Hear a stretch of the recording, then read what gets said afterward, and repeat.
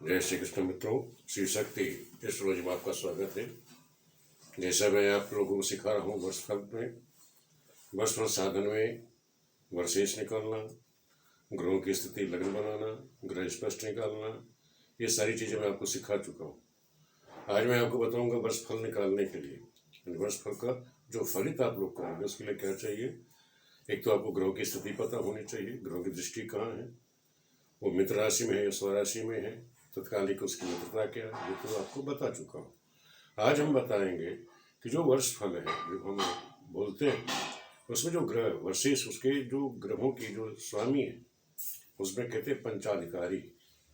इस वर्ष फल में पंचाधिकारी माने गए हैं, उनका जो फल है उसमें जो श्रेष्ठ होगा, जो ज़्यादा बलवान होगा, उसको कहते हैं वर्षेश। उसी ही के अनुसार पूरे वर्ष की का फलित उसी पे ही निर्भर करता है। अगर वो शुभ हुआ तो शुभ फल होगा उस वर्ष का, अगर वो अशुभ स्थिति में हुआ तो पूरा ही अशुभ फल होगा। तो हमें देखना है जो वर्षेश है, जो पंचाधिकारियों में जो वर्षेश है उनमें जो अधिक बलवान है उसकी स्थिति क्या है। तो उसको हमें निकालने के पहले हमें निकालना है पंचाधिकारी होती क्या है। पहले आप तो ये समझ लीजिए वो पंचाधिकारी है कौन। तो पंचाधिकारी समझने के लिए, पंचाधिकारी के लिए सबसे पहले होता है जन्म लग्नेश।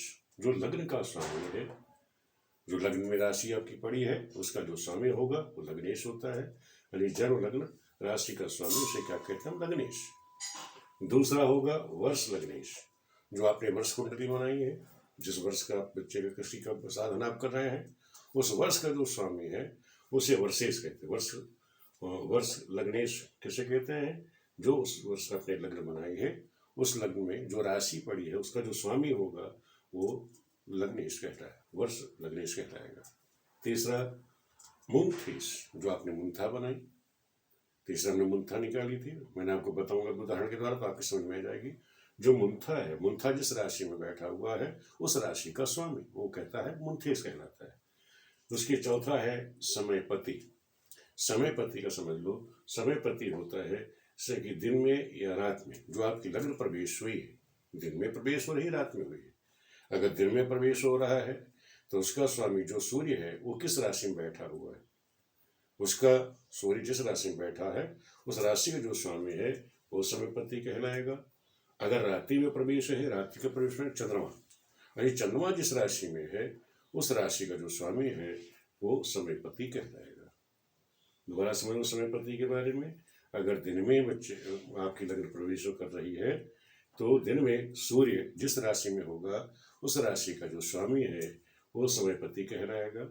अगर रात्रि में आपकी लग्न प्रवेश कर रही है, वृष लग्न प्रवेश कर रही है, तो रात्रि में चंद्रमा जिस राशि में होगा उस राशि का जो स्वामी होगा वो समयपति कहलाएगा। पांचवा समझ लो, पांचवा इसमें होता है त्रिराशिपति। त्रिराशिपति किसको कहते हैं, जो हमने वर्ष लग्न, जो हमारी वर्ष प्रवेश कर रहा है वो दिन में हो रहा है या रात्रि में हो रहा है, उसके अनुसार जो राशि है वो राशि के अनुसार वर्ष लग्नपति स्थापित करे गए हैं कि अगर दिन में जो राशियां हैं उसका स्वामी कौन है, उसके अधिपति कौन है, और रात्रि में अगर जन्म हो रहा है और राशि आ रही है तो उसका राशिपति कौन है। ये चार्ट बना हुआ है, वो चार्ट के द्वारा आप सब समझ लीजिएगा कि जैसे कि त्रिराशिपति में वर्ष प्रवेश अगर दिन में है या रात्रि में होने के अनुसार जो वर्ष लग्न जो राशि है, जो लग्न की राशि है वो उसके अनुसार जो हमारा है, अगर दिन में जन्म है, अगर दिन में जन्म है, अगर मेष राशि आ रही है वहाँ लग्न में मेष राशि आई तो सूर्य होगा, वृष है तो शुक्र, मिथुन है तो शनि, कर्क है तो शुक्र, सिंह है तो गुरु, कन्या है तो चंद्रमा, तुला है तो बुध, वृश्चिक है तो मंगल, धनु राशि पड़ेगी तो शनि, मकर राशि तो मंगल, कुंभ राशि तो गुरु और मीन राशि है तो चंद्रमा। अगर आपकी जो वो प्रवेश दिन है वो अगर दिन का हुआ तो। दूसरा समझ लीजिए, अगर रात्रि में प्रवेश हो रहा लग्न, ये हमारी जो वर्ष प्रवेश जो है अगर रात्रि का है तो वो जो रात्रि राशिपति होंगे, जो उस समय जो राशि होगी राशि के अनुसार, ध्यान रखना राशि के अनुसार लग्न, वर्ष लग्न जो राशि है उसके अनुसार मेष में रात्रि में गुरु होगा, वृष राशि में चंद्रमा, मिथुन में बुध, कर्क का मंगल, सिंह का सूर्य, कन्या का शुक्र, तुला का शनि, वृश्चिक का शुक्र, धनु के शनि, मकर के मंगल, कुंभ के गुरु और मीन के चंद्रमा। इस तरह से ये आपके 12 राशि के ये 12 तो आपके क्या हो गए, दिवा राशि और रात्रि राशि कौन होंगे, ये आपको राशि के अनुसार बता गया, ये त्रिराशि के अनुसार। अब आपको मैं उदाहरण के द्वारा समझाऊंगा, तब ये चीज़ आपकी समझ में आएगी। जैसे हमने बनाई थी, जो हमने उदाहरण लिया था बच्चे का, 7 जनवरी 96, 4:16 बच्चे का जन्म था। वर्ष प्रवेश हमने 26 साल बाद कर लिया था, 7 वर्ष में उसका प्रवेश था। वर्ष प्रवेश उसका हुआ था 7 जनवरी 2022, 8:09 पर वो प्रवेश किया था। वर्ष प्रवेश का दिन था, क्या टाइम था, 8:09। तो हमने जो उसकी जन्म कुंडली थी, जन्म कुंडली मिथुन लग्न की थी, कर्क राशि में चंद्रमा थे, कन्या के राहु थे, और धनु राशि में सूर्य गुरु बैठे थे, मकर राशि मंगल बुध शुक्र था, कुंभ का शनि था, द्वादश में मीन राशि में केतु था। ये ग्रहों की स्थिति थी बच्चे की। जब हमने वर्ष कुंडली बनाई थी, वर्ष कुंडली किसकी थी, मकर लग्न आ गई थी। मकर लग्न में शनि बुध बैठे थे, और कुंभ का द्वितीय भाव में चंद्र गुरु था, और पंचम भाव में राहु थे, मून अष्टम भाव में थी, और एकादश भाव में केतु मंगल था, द्वादश भाव में सूर्य और शुक्र बैठे थे। तो ये वर्ष कुंडली थी। अब हमने लग्न कुंडली वर्ष कुंडली ले ली। अब इसकी के अनुसार हमें इस पंचाधिकारी का साधन करना है। तो पहला सूत्र क्या है, देखिए कि जन्म लग्नेश यानी लग्न राशि का स्वामी क्या होगा, वो उसे कहते हैं जन्म लग्नेश। एक तो पंचाधिकारी होगा। तो यहाँ लग्नेश कौन है, लग्न में मिथुन राशि बैठी है, तो यहाँ लग्नेश मिथुन का स्वामी कौन है, बुध। तो यहाँ लग्नेश कौन हो गया, बुध। तो यहाँ देख लीजिए लग्नेश, यहाँ लिख लीजिए लग्नेश हमारा कौन हो गया, बुध। तो पहला तो हमारा पंचाधिकारी में लग्नेश हुआ, लग्न का स्वामी जो है वो हमारा लग्नेश या बुध है, तो बुध हो गया। अब दूसरा ये कहता है कि वर्ष लग्नेश, यानी दूसरा कौन होगा, पंचाधिकारी। पंचाधिकारी दूसरा है वर्ष लग्नेश। वर्ष लग्नेश कौन होगा, वर्ष लग्न का स्वामी। जैसे हमने वर्ष लग्न बनाई थी, तो यहाँ मकर, मकर का स्वामी कौन होता है, शनि।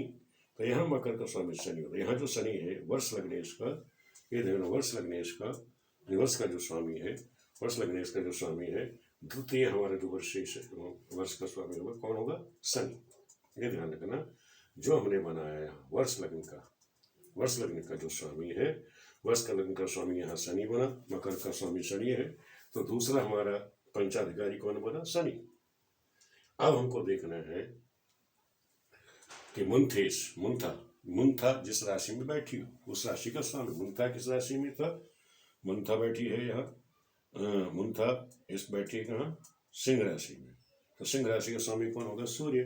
तो मुंथेश कौन कहलाएगा, मुंथेश यहाँ होगा सूर्य। यानी जिस राशि में मुंथा आपकी है उसका स्वामी मुंथेश कहलाएगा, ये मुंथेश हो गया।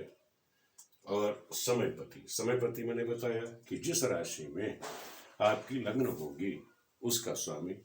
अब देखिए यहाँ मैंने बताया था समयपति दिन या रात में प्रवेश है।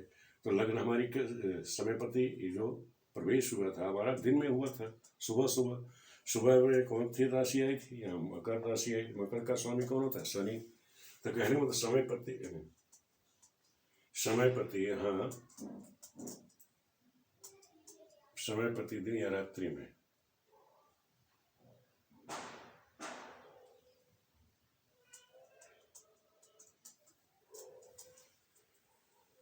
लेकिन समयपति का अगर दिन या रात में प्रवेश के अनुसार दिन में जन्म हो तो सूर्य, रात में जन्म हो तो चंद्रमा जिस राशि में होंगे वो होगा, ठीक। हमें ध्यान रखिए समयपति का, समझ लीजिए थोड़ा सी गड़बड़ हो गई कि समयपति कौन होगा, दिन या रात्रि में प्रवेश अनुसार। अगर दिन में जन्म हो तो सूर्य जिस राशि में है, सूर्य जिस राशि में होगा वो समयपति कहलाएगा, और रात्रि में जन्म हो तो चंद्रमा जिस राशि में है वो समयपति कहलाएगा। तो यहाँ देखें चौथे में कि समयपति यहाँ कौन हुआ कि दिन में प्रवेश था, तो यहाँ मकर राशि हुई। तो मकर राशि हुई, और ये कह रहा जिसमें, और सूर्य जिस राशि में बैठा हो, सूर्य यहाँ किस राशि में बैठा हुआ है, देखिए सूर्य यहाँ बैठा हुआ है धनु राशि, और धनु राशि का समय को था बृहस्पति। तो कहने मतलब यहाँ पे समयपति बृहस्पति हुआ, एक समयपति यहाँ बृहस्पति हो गया। और दूसरा हमको देखना क्या था कि त्रिराशपति में सूत्र क्या है, वर्ष प्रवेश के दिन में या रात्रि में होने पर लग्न के अनुसार जो राशि है इसके अनुसार। देखो यहाँ मकर लग्न आई थी, तो मकर का कौन है, मंगल। तो यहाँ त्रिराशपति कौन होगा, मंगल। अब इसको दोबारा समझ लीजिए, समयपति त्रिराशपति में अंतर। त्रिराशपति में समयपति क्या है, दिन में या रात्रि में प्रवेश होता है।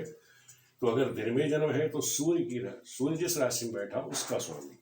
यहाँ कहने मतलब है कि जो हमने देखा कि यहाँ प्रवेश हमारा किस में हुआ, तो दिन में।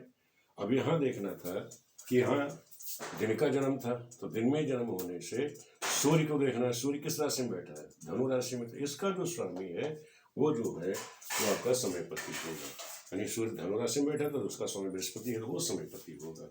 रात्रि में जन्म होता, जैसे चंद्रमा कुंभ का बैठा था, तो कुंभ का जो स्वामी है वो शनि होता, वो बैठता, वो माना जाता है। इसी तरह अब त्रिराशपति का फिर समझ लीजिए कि वर्ष प्रवेश के दिन में या रात्रि में होने से जो राशि है, वर्ष लग्न राशि है, और उस वर्ष लग्न ये जो सारणी आपकी बनाई गई है, इस सारणी के अनुसार, जैसे यहाँ मकर लग्न था, मकर का यहाँ त्रिराशपति कौन है, मंगल है। दिन में भी रात्रि में भी मंगल है, तो यहाँ त्रिराशपति आपका मंगल होगा। तो ये तो हो गया पंचाधिकारी का निर्णय करना। लेकिन ये ध्यान रखिए, पंचाधिकारी में ये वर्षेश कौन होगा, उस वर्ष का स्वामी कौन है, वर्षेष्ठ कह सकते हो, वर्ष का इष्ट कौन है, वर्षेष्ठ कह सकते, वर्षेश कह दीजिए, तो वो कौन है। इनमें ध्यान रखो, इन पांचों में जो सबसे ज्यादा बली होगा वो वर्षेश होगा। अगर शुभ होगा वो शुभ फल देगा, अशुभ है तो अशुभ फल देगा पूरे वर्ष। तो इसमें ध्यान रखना है कि ध्यान रखो, इन पांचों में जिसकी दृष्टि लगन पर हो, ध्यान रखो। वैसे मैंने लिख दिया है, इनका बल कैसे साधन करेंगे, वो गृह बल है, उच्च बल, हद्दा, दृष्टान, नमांस। जिसमें गृह बल यानी ग्रह किस भाव में बैठा हुआ है, ग्रह उच्च है, मित्र की है, स्वराशि है, ये आप लोगों को बता ही चुका हूँ। एक इसमें नई चीज हद्दा आई है, हद्दा साधन करना आपको बता दूंगा। दृष्टान साधन करना आपको सिखा रखा है, नवांश साधन करना भी मैंने आपको बता रखा है। इस तरह हम पंचवर्गीय बल का साधन करेंगे और पंचवर्गीय बल में देखेंगे कि इन पांचों को सर्वाधिक बली कौन है। चाहे वो शुभ भी हो सकता है, अशुभ भी हो सकता है। इधर बलवान में वो शुभ भी हो सकता है, अशुभ भी हो सकता है। तो ये देखना है, और इसमें भी देखना है कि वही और क्या है, जो सर्वाधिक बलवान होकर के चाहे शुभ हो अशुभ हो और लगन को देखे, तो वो लगन को देखे वही वर्षपति होगा। उसे क्या कहते हैं, वो वर्षपति। कोई वर्षेश भी कहते हैं, विद्वान उसको वर्षेश भी बोलते हैं, कुछ वही वर्षपति कहते हैं। वर्ष का स्वामी वही होगा, और उसी के अनुसार यानी वर्षेश की स्थिति के अनुसार ही वर्ष का शुभ अशुभ फल प्राप्त होता है। तो ये आपको मैंने बता दिया कि आप लोग देखें कैसे, यानी पंचाधिकारी का हम निर्णय कैसे करें और देखें कैसे।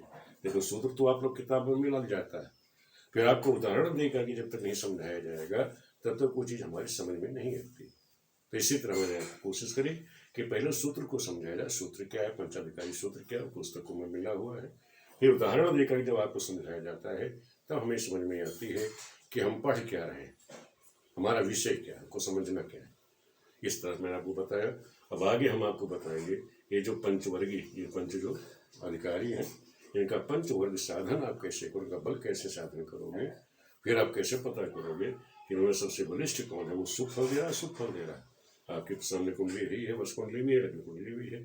जब पंचाधिकारियों का आपका बल निकल जाएगा तो उसके अनुसार फिर आप बता सकते हो कि आपका ये वर्ष इस बच्चे का शुभ रहा अशुभ रहा। इसकी गणना हम अगली वीडियो में आपको बताएंगे। वीडियो देखने के लिए आप सभी मित्रों का बहुत बहुत धन्यवाद।